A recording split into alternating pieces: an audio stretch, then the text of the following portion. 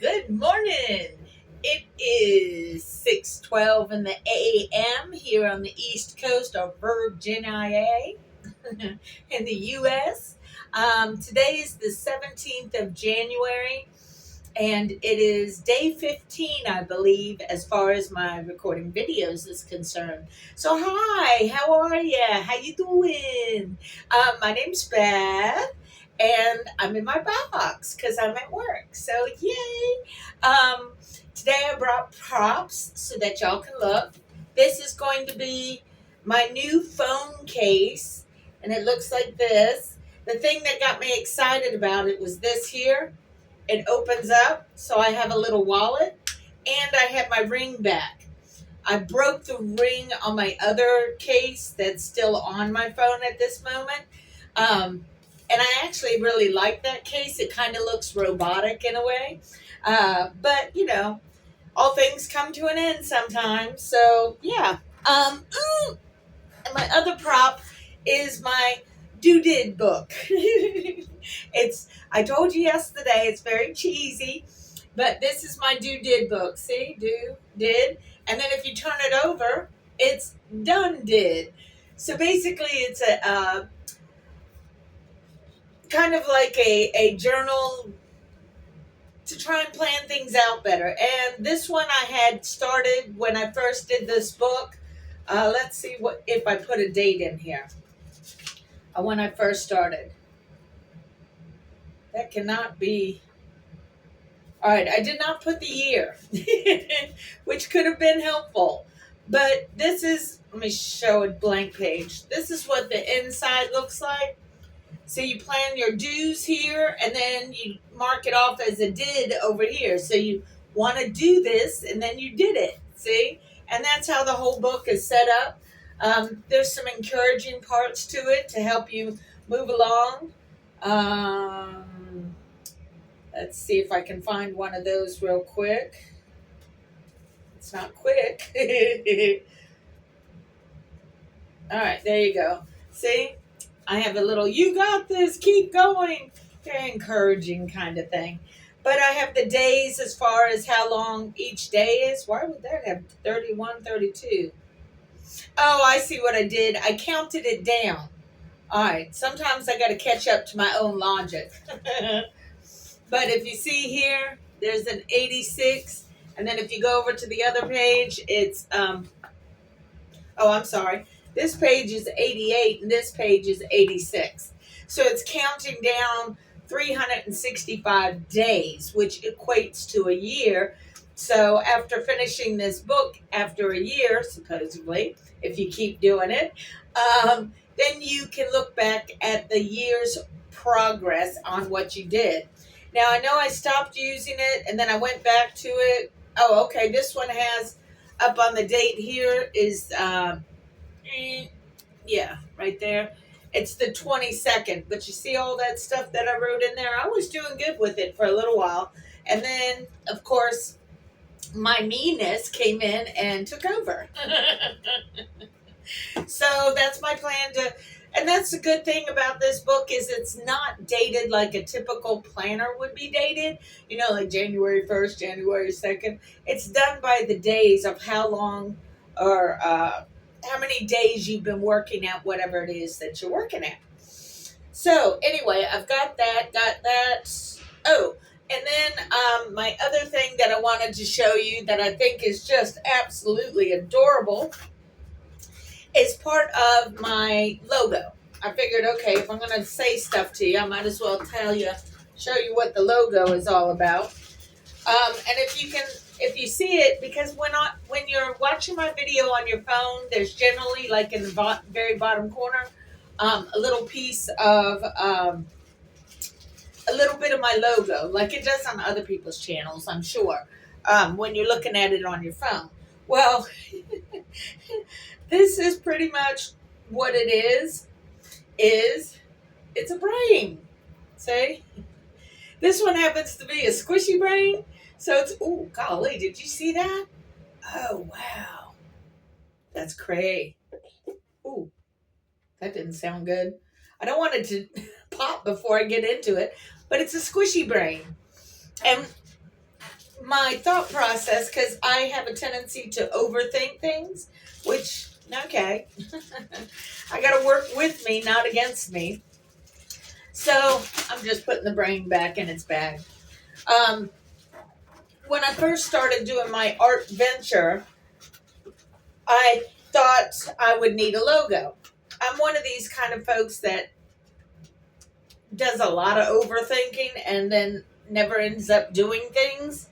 Or I do things, but it doesn't end up coming to a finality of getting things done as you would want things to be done. So anyway, um, when I first started doing my art stuff, I wanted to have a logo, because when you first start out, people give you all kinds of advice. Some of it's good advice, some of it's not so good advice. But you listen to the various things, and then you do what you're able to do and plan it out to have whatever, blah, blah, blah. Anyway, so I focus so much on the marketing aspect of trying to convince people that, I'm kind of cute and funny.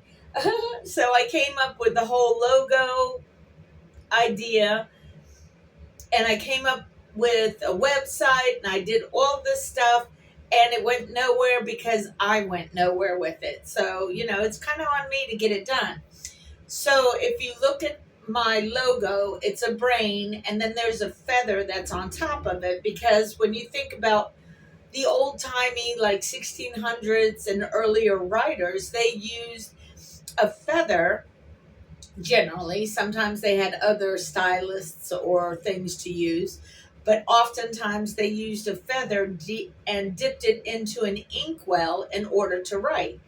So I thought it was kind of cool to have a brain and the feather, because what I turned that logo to be was art with thought. So if you're doing art, a feather is kind of like an art tool, because they were used in paintings as well.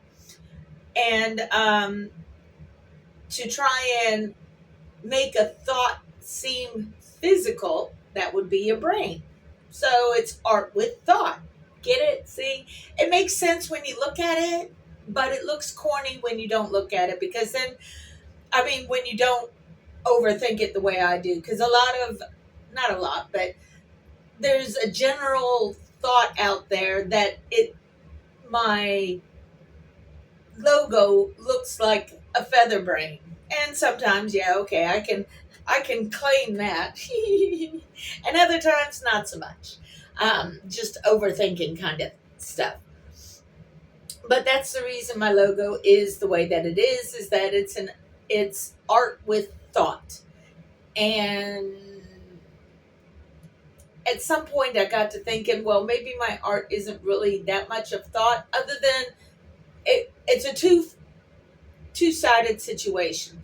Some of the drawings that I did that are just simple drawings. I'm not a master drawer by any stretch of the imagination. It's more like little cartoons you'd see in the newspaper, that catch your brain cells and make you go, So anyway, that's where the art with thought came in, is because I started doing these drawings that were intellectual in concept. But then I went to, it's kind of a mixture, because I did both at the same time, kind of. Then I started doing some pour painting. That's Pour painting. And there's not a lot of thought in there, except for the calculation that comes in with mixing up your paints to make sure that it would flow the way you want it to flow, depending on which type of pour painting you are doing. So there is a little bit of thought to it as far as design concepts and color choices, things like that. I did find that I liked all the colors so much that I wanted all the colors in every painting, and then it just turns into this of too much. It's just too much.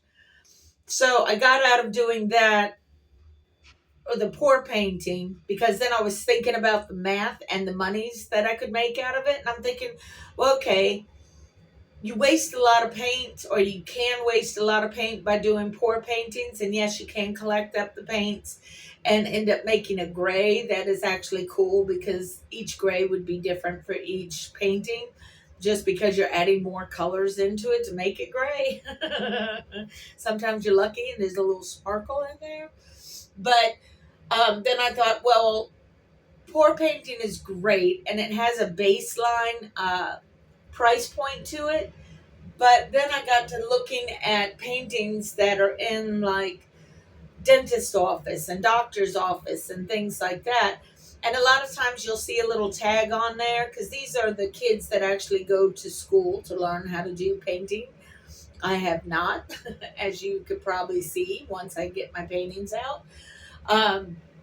They had prices listed on there, as and the names and what kind it was, as far as the size and maybe even the type of paint or whatever. So they had prices on there that blew my mind, thinking, oh, damn, you can really charge a lot. But people are only going to pay a lot if they like it and if you show any kind of talent. So then after the pour painting experience, then I started working on brush techniques. And I did one that was really cool. I followed a Junie. Dang, I can't remember her last name. It's Joni. Junie or Joni. Anyway, I followed her tutorial on how to do this painting, and I actually liked it. But then as I always do, thought I didn't like it, and I painted over it, and I should have just left it like it was, because it was actually kind of cool. You live, you learn, you move along, and if necessary, you just paint it again. So now I have all these paints for both pour painting and brush painting, which means I also have a whole bunch of paintbrushes, because I fall into that category of artists where, well, anybody really in any kind of venture, I fall into the consumerism of doing art instead of actually just focusing on doing the art. In other words, I would buy this paintbrush because maybe that would improve my version of painting, or I would buy this kind of paint because they say that that's better than the other kind of paint, or I would do, you know what I mean? You buy all these things thinking that that's going to help you improve, but the only real thing that helps you improve in any type of profession whatsoever is practice and just doing it and over, and then that way you're teaching your hands and your mind how to keep it all together, type thing, you know. And there's a tragedy that I cannot find my really good lotion. Somebody's coming. I have to be careful as far as hitting the button, because the restart button when you put it on pause is very, very small, and I have fat fingers. So if you're not careful, it's going to end up hitting the stop recording button instead of the pause recording button. Anyhow, so at least I got that shown. I did that. Oh, and as you can tell by my last video, if you couldn't already tell, I spelled stalkers wrong. I told you spelling is not my strong suit. So yeah, I'll go back in and I'll correct that after I upload this video, and we'll get that situated. We're supposed to get up into the 60s today and tomorrow, and then it goes back to being extra cold, which I'm fine with, because I actually hope it's an ice storm on Monday, because he doesn't deserve anything other than an ice storm, because he's an asshat. The sad thing about him becoming president after cheating, and the reason people voted for him, is because America has a dad problem. All these men that are in power want women to continually to get pregnant, to put out babies. And you know why they want you to put out babies? So that they can continue slave-like wages in an aspect. not to degrade the horribleness of slavery in the slightest, because they didn't get a paycheck, they didn't get a choice, they were forced. And in a minor, lesser degree, that's the same kind of thing that these men in charge want to do now. They want to pay you so low, it's almost as if you're a slave again. And for me, I'm like, nope. Well, granted, I can't have kids anymore anyway, because, I'm an old biddy, which I'm very grateful for, because now I don't have to worry about any of that. Y'all men just don't understand. You're like a bam, thank you, ma'am kind of thing, but you don't think about the after effects. Women always think about the after effects, because even if you're on the pill or if you use protection, things still can happen. Life works that way. So anyway, yeah, I'm looking at this. This is an example of a perfectly imperfect book, because this purple right here was supposed to go over the whole thing. But again, it was my first time trying to do this, and that's what makes it perfectly imperfect. All right, hold on. Okay, cool. Yeah, so that's what makes it perfectly imperfect, is that there's all different kinds of, and it's almost childlike in the drawings, because I think I did it on paint. So I did, and I done did. That's what makes it great. And see, there's my little logo right there in the flower itself. Oh, and the yellow that's in the back of the logo, you see how you got your eyes and the little yellow part kind of looks like a face? It's not, because if you look on some kind of medical website, which is where I kind of got the inspiration from, a medical site that I can't really do it while I'm on the phone recording. If I was on my computer, it'd be different, but I'm not. I'm just using my phone to record. So if you go to a medical website and look up the brain and the brain stem, basically it's your brain without the skin, muscles, or bones. So if you take everything away except for all the squishy bits that are on the inside, you have your brain, but then you have the supporting part of the brain, and then it goes down to the brain stem. And it kind of looks like my drawing, like a kid's version drawing of what the medical book shows. So that's what that is. You can like it or not like it. I like it, so it's not going to change. It's mine anyway. So, yeah.